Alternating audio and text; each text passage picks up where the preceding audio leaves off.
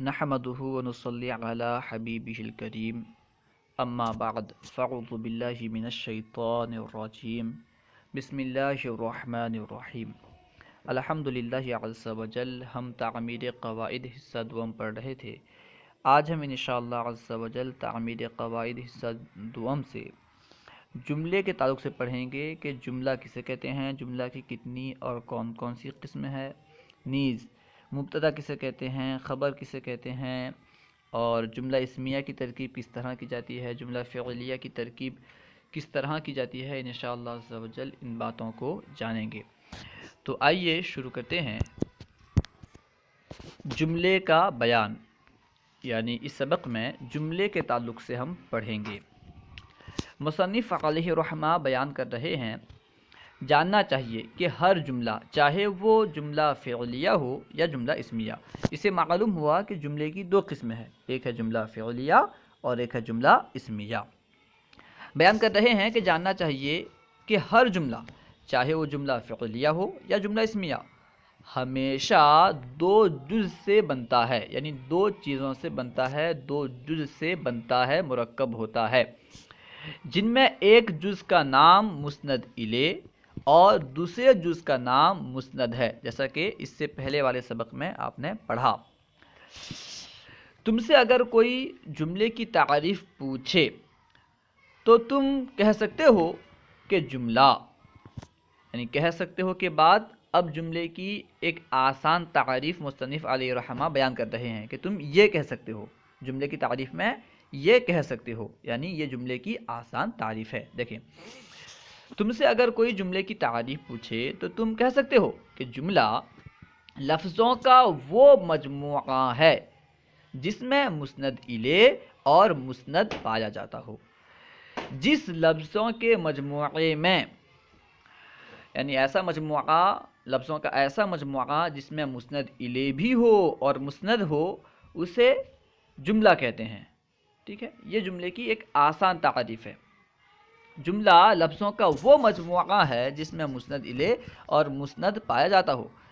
اب مثال دے رہے ہیں، جیسے نمبر 1 میں زید آیا، نمبر 2 زید نے پڑھا، نمبر 3 زید نے قرآن پڑھا، نمبر 4 زید نے قرآن شریف پڑھا، نمبر 5 زید نے آج قرآن شریف پڑھا، نمبر 6 زید نے آج جمعہ کے دن قرآن شریف پڑھا۔ دیکھیں، سب سے پہلے ہے زید آیا، زید نے پڑھا، اس طرح جملے تقریباً 6 جملے دیے گئے ہیں۔ ٹھیک ہے، آنے والا جملہ، یعنی جو بھی جملہ بعد میں آ رہا ہے وہ پہلے جملے سے بڑا ہے، اس میں کوئی نہ کوئی لفظ زیادہ ہے۔ ٹھیک ہے، اور یہ تمام جملے مسند اور مسند الیہ سے مرکب ہیں، یہ تمام مجموعے مسند اور مسند الیہ سے مرکب ہیں، اس لیے انہیں جملہ کہا جائے گا۔ اگر یہ تمام مجموعے جو الفاظ کے مجموعے ہیں، اگر یہ مسند اور مسند الیہ سے مرکب نہ ہوتے تو انہیں جملہ نہ کہا جاتا۔ اس کو بیان کر رہے ہیں، دیکھو ان سب مجموعوں میں مسند الیہ اور مسند موجود ہے، ہر ایک میں مسند الیہ بھی ہے، مسند بھی ہے۔ آپ غور کریں گے تو آپ کو معلوم ہو جائے گا۔ مسند اور مسند الیہ کی تعریف اس سے پہلے بیان کی جا چکی ہے، آپ اس تعریف کے مطابق اگر غور کریں گے کہ کون مسند الیہ ہے کون مسند ہے، آپ کو معلوم ہوگا۔ جیسا کہ مثال نمبر 1 میں ہے زید آیا، اس میں غور کریں گے تو آنے کی نسبت زید کی طرف کی گئی ہے، تو اس سے معلوم ہوگا کہ زید یہ مسند الیہ ہے اور آیا مسند ہے، کیونکہ اس کی اسناد کی گئی ہے۔ اسی طرح ہر جملے میں زید نے پڑھا، اس میں زید مسند الیہ، پڑھا مسند۔ زید نے قرآن پڑھا، اس میں زید مسند الیہ اور پڑھا یہ مسند۔ ٹھیک ہے، اس طرح تمام جملوں میں مسند اور مسند الیہ موجود ہیں، اس لیے یہ تمام مجموعے جملہ ہیں۔ جملہ ہونے کی وجہ کیا ہے؟ کیوں جملہ ہے؟ کیونکہ اس میں مسند الیہ اور مسند دونوں موجود ہیں۔ اگر مسند الیہ اور مسند نہ ہوتے تو پھر یہ جملہ نہ کہلاتے۔ ٹھیک ہے، اب یہیں سے یہ بات بھی معلوم ہو گئی کہ لفظوں کے جس مجموعے میں مسند الیہ اور مسند نہ پایا جاتا ہو تو اس مجموعے کو جملہ نہیں کہہ سکتے۔ ٹھیک ہے، جملہ تبھی کہیں گے جبکہ اس مجموعے میں مسند الیہ اور مسند دونوں ہوں۔ اب چند ایسے مجموعے بیان کر رہے ہیں جن میں الفاظ تو ہیں یعنی وہ مجموعے جو ہیں ایک سے زیادہ الفاظ کے مجموعے ہیں، لیکن ان میں کیونکہ مسند اور مسند الیہ نہیں پائے جاتے، اس لیے وہ جملہ نہیں کہلاتے، انہیں جملہ نہیں کہا جا سکتا۔ مثال کے طور پر نمبر 1 میں ہے ہوشیار لڑکا۔ دیکھیں ہوشیار لڑکا یہ 2 لفظوں سے مرکب ہے، ایک ہے ہوشیار، ایک ہے لڑکا، لیکن کیونکہ اس میں کوئی مسند الیہ اور کوئی مسند نہیں ہے، اس لیے یہ جملہ نہیں کہلائے گا، اسے ہم جملہ نہیں کہیں گے کیونکہ اس میں کوئی مسند الیہ اور کوئی مسند نہیں ہے۔ نمبر 2 میں ہے زید کا لڑکا۔ اس میں بھی دیکھیں زید کا لڑکا یہ 3 کلموں سے مرکب ہے، زید کا لڑکا، یہ 3 کلمے ہیں، یہ 3 کلموں سے مرکب ہے، 3 کلموں کا مجموعہ ہے، لیکن کیونکہ اس میں کوئی مسند الیہ اور مسند نہیں، اس لیے یہ جملہ نہیں ہے۔ ٹھیک ہے، مسند اور مسند الیہ کی تعریف صادق نہیں آ رہی، کیونکہ اگر جملہ مفیدہ میں ایک چیز کی نسبت دوسری کی طرف کی جاتی تو پھر جس کی طرف اسناد کی جائے وہ مسند الیہ اور جس کی اسناد کی جائے وہ مسند کہلاتا، لیکن یہ جملہ مفیدہ ہے ہی نہیں۔ زید کا لڑکا، بھائی زید کا لڑکا کیا؟ کھڑا ہے، بیٹھا ہے، آ رہا ہے، جا رہا ہے، اچھا ہے، برا ہے، کیا؟ کوئی خبر نہیں، مکمل بات سمجھ میں نہیں آ رہی، مکمل لگاؤ ثابت نہیں ہے، اس لیے یہ سب جملہ نہیں ہے۔ نمبر 3 میں ہے زید کے بیٹے کا ماموں، زید کے بیٹے کا ماموں یعنی زید کا سالہ۔ ٹھیک ہے، اس سے بھی پوری بات سمجھ میں نہیں آتی کیونکہ اس میں مسند اور مسند الیہ موجود نہیں ہے، اس لیے جملہ نہیں ہے۔ نمبر 4 میں ہے بکری کے تازہ گوشت کا کباب۔ جملہ یہ مجموعہ جو ہے اتنا بڑا ہے، بکری کے تازہ گوشت کا کباب۔ ٹھیک ہے، یہ کئی الفاظ کا مجموعہ ہے، مجموعہ ہونے سے کیا ہوگا؟ کیونکہ اس میں مسند الیہ اور مسند نہیں ہے، اس لیے یہ جملہ نہیں کہلائے گا۔ دیکھو یہ چاروں مجموعے چونکہ مسند الیہ اور مسند سے خالی ہیں، اس لیے ان میں کا کوئی مجموعہ جملہ نہیں، ان میں سے کوئی بھی مجموعہ جملہ نہیں ہے۔ واضح ہو کہ جملے کی 2 قسم ہے، جملے کی 2 قسم ہے، جملہ اسمیہ اور جملہ فعلیہ۔ نمبر 1 میں کیا ہے؟ جملہ اسمیہ، نمبر 2 میں ہے جملہ فعلیہ۔ نیچے دونوں کی تعریف لکھی جاتی ہے، جملہ اسمیہ کسے کہتے ہیں، جملہ فعلیہ کسے کہتے ہیں، اختصاراً دونوں کی تعریف بیان کی جاتی ہے۔ نمبر 1 میں جملہ اسمیہ۔ جملہ اسمیہ وہ جملہ ہے جو مبتدا اور خبر سے مل کر بنے، جو جملہ مبتدا اور خبر سے مل کر بنے اسے جملہ اسمیہ کہتے، اتنا آپ یاد کر لو۔ جیسے قلم لمبا ہے، اس مثال میں قلم مبتدا اور لمبا خبر ہے، کیونکہ قلم سے جملے کی ابتدا ہو رہی ہے اس لیے اسے مبتدا کہیں گے۔ ٹھیک ہے، اور کیونکہ قلم کے بارے میں یہ خبر دی جا رہی ہے کہ وہ لمبا ہے، یعنی لمبے ہونے کی خبر دی جا رہی ہے، اس لیے لفظ لمبا یہ خبر ہے۔ ٹھیک ہے، سمجھانے کے لیے آپ یہ سمجھ لیں کہ قلم جو ہے یہ مبتدا ہے، لمبا یہ اس کی خبر ہے۔ ٹھیک ہے، جملہ فعلیہ۔ جملہ فعلیہ وہ جملہ ہے جو فعل اور فاعل سے یا فعل اور نائب فاعل سے مل کر تیار ہو، جو جملہ فعل سے اور فاعل سے یا فعل اور نائب فاعل سے، یعنی اگر فعل معروف ہو تو اس کا فاعل ہوگا۔ ٹھیک ہے، فعل معروف کہتے ہی اسے ہیں جس کا فاعل معلوم ہو۔ ٹھیک ہے، تو اگر فعل معروف ہو تو وہ اپنے فاعل سے مل کر جملہ فعلیہ ہوگا، اور اگر فعل معروف نہ ہو بلکہ فعل مجہول ہو تو وہ اپنے نائب فاعل سے مل کر جملہ فعلیہ ہوگا۔ جیسے مثال دے رہے ہیں دونوں کی الگ الگ مثال۔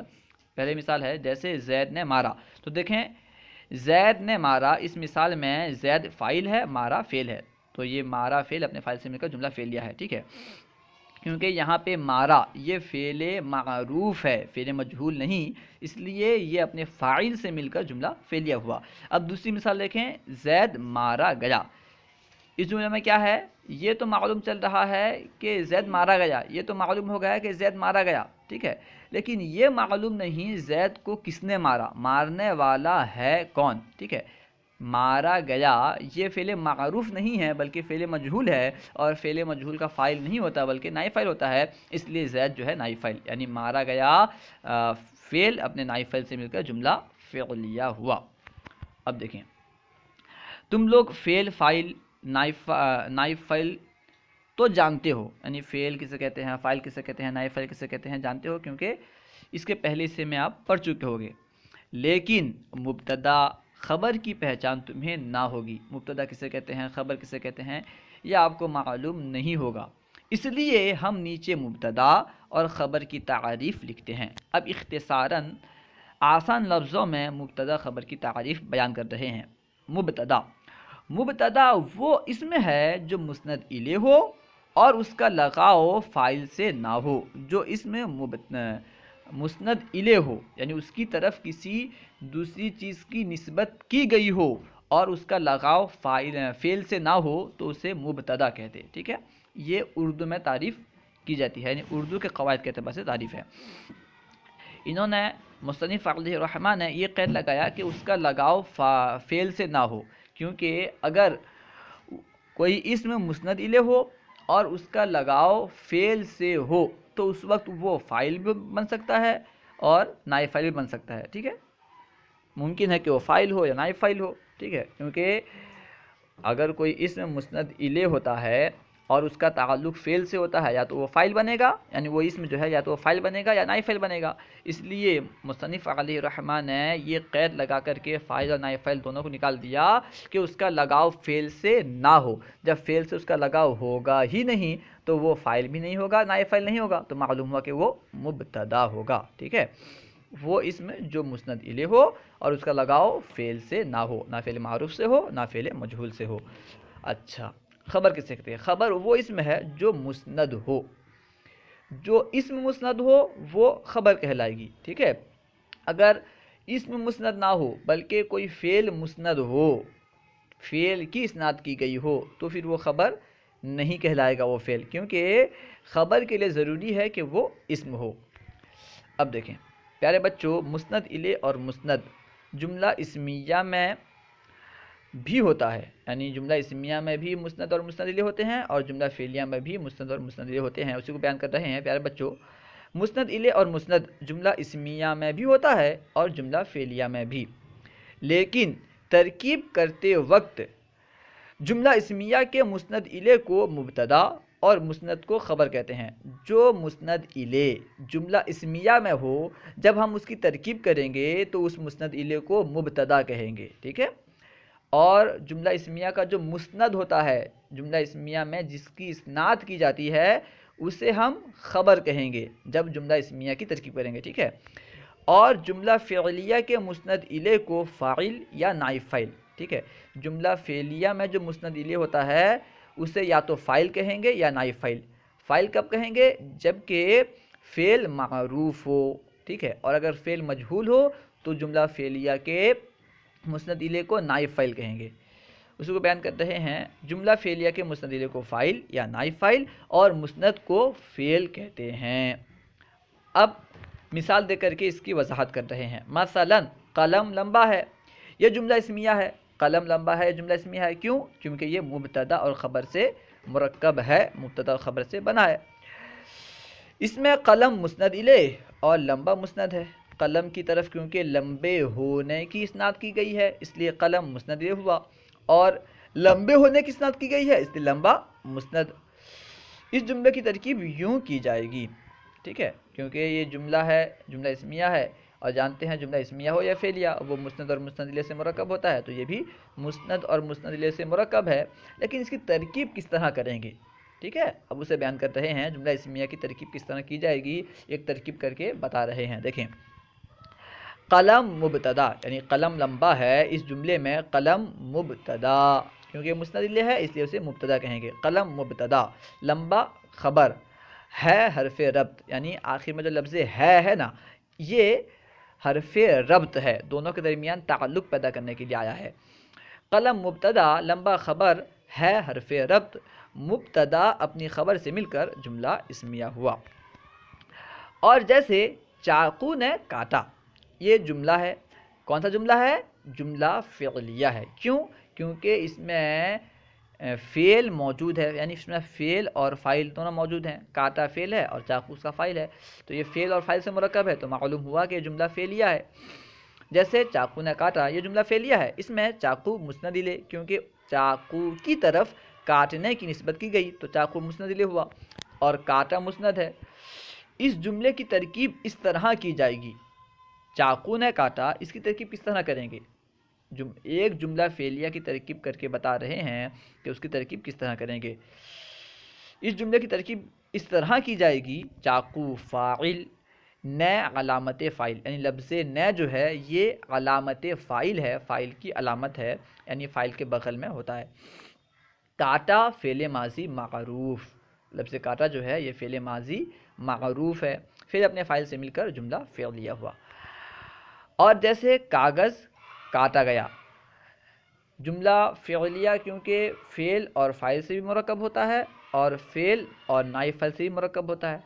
ٹھیک ہے، تو پہلی مثال دیے جس میں جملہ فعلیہ فعل اور فاعل سے مرکب تھا. اب وہ مثال پیش کر رہے ہیں جس میں جملہ فعلیہ فعل اور نائب فاعل سے مرکب ہے، یعنی فعل مجہول اور نائب فاعل سے اگر جملہ فعلیہ مرکب ہو تو اس کی ترکیب کس طرح کریں گے. دیکھیں، جیسے کاغذ کاٹا گیا، یہ بھی جملہ فعلیہ ہے.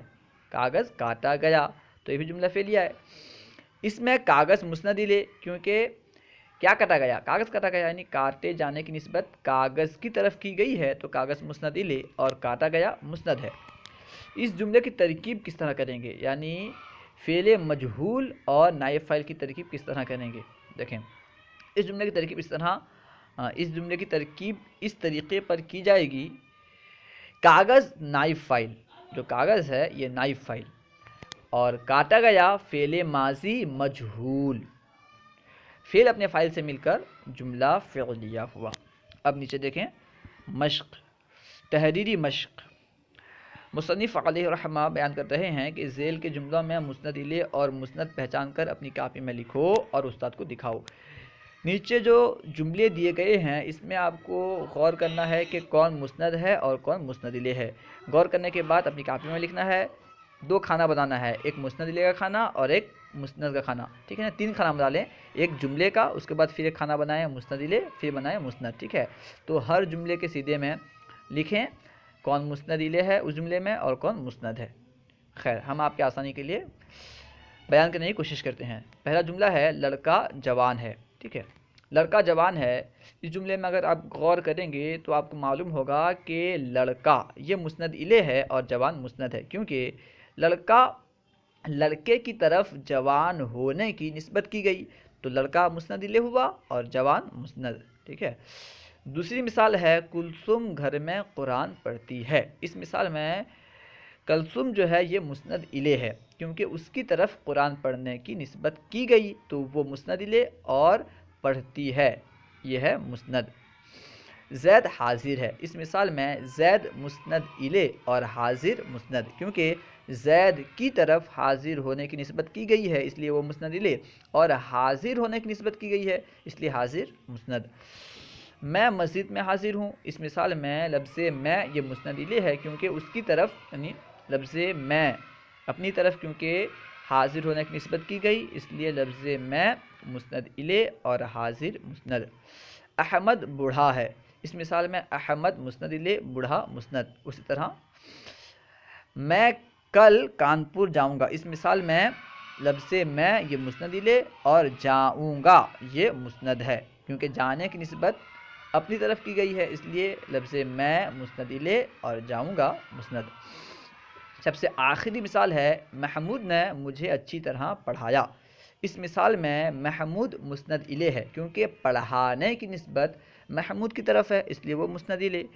اچھا، اور پڑھایا یہ مسند ہے کیونکہ اس کی اسناد کی گئی ہے کسی طرف؟ محمود کی طرف، تو پڑھایا یہ مسند. محمود مسند الیہ، پڑھایا مسند. اللہ و رسولہ اعلم. اگر کوئی بات آپ کو سمجھ میں نہ آئی ہو یا درسیات کے متعلق کوئی سوال کرنا چاہتے ہوں تو کمنٹ باکس میں سوال کریں، انشاءاللہ عز و جل ممکنہ صورت میں جواب دیا جائے گا. یا اگر آپ ہمارے فیضان درس نظامی نامی واٹس ایپ گروپ میں شامل ہونا چاہتے ہیں تو ہم انشاءاللہ عز و جل ڈسکرپشن میں اس کا لنک دے دیں گے. آپ اس لنک کے ذریعے سے اس گروپ میں شامل ہو جائیں اور اس میں سوال کریں، انشاءاللہ عز و جل کوئی نہ کوئی اس میں جواب دے گا. السلام علیکم ورحمۃ اللہ وبرکاتہ.